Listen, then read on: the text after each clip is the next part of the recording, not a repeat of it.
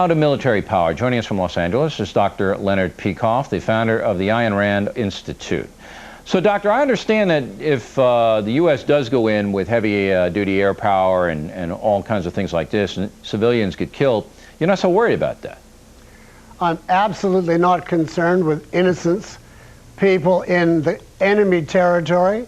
If they get killed, that is the responsibility of their government for initiating aggression against us. In any war, when you fight the enemy, you have to take anyone in that territory and regard him as part of the enemy.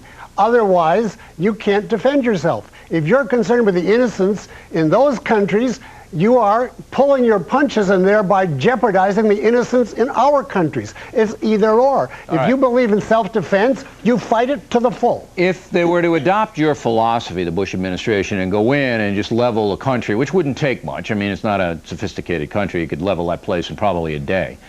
The rest of the Islamic world would probably rise up. You know, you'd see the dead babies and all of that.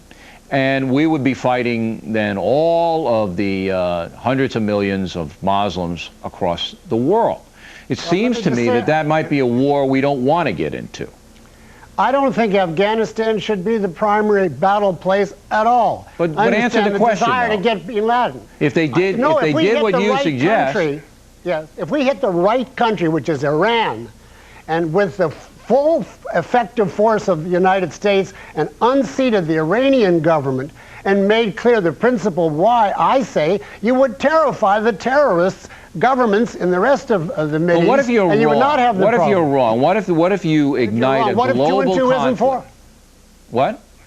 You don't ignite a global conflict by exterminating an enemy that's trying to exterminate you.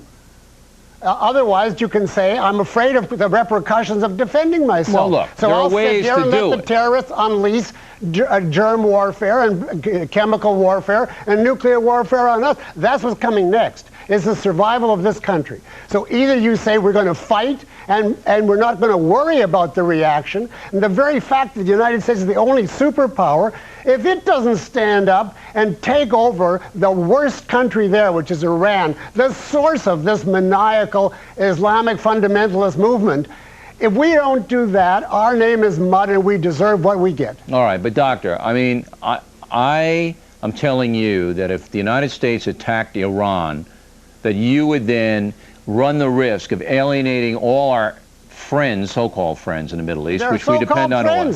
Well, we depend on them for oil, and you would ignite a jihad, a holy war, and get into a world war. See, I think you could do it surgically. There's nobody that would dare take on the United States if they thought that the United States would stand up for what it believes in.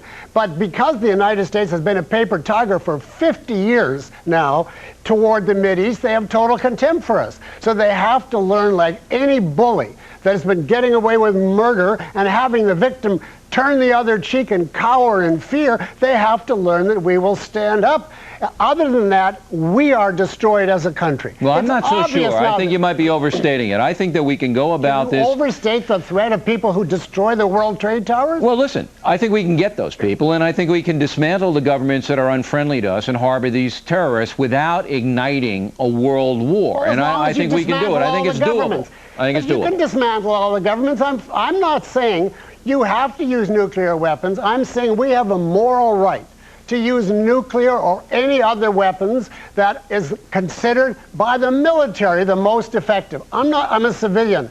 I don't recommend strategy. I say to the military this: you have a moral right and a moral obligation to decide what course of battle is going to achieve a decisive American victory as fast as possible and with the fewest American casualties. If that includes nuclear weapons, you decide, because only you, the military, know what the cost of those weapons are, what the effects of spreading irradiation, etc. You can't, look, we're not run by military here. We're run by civilians, thank God. We have a civilian government. We can't be ceding.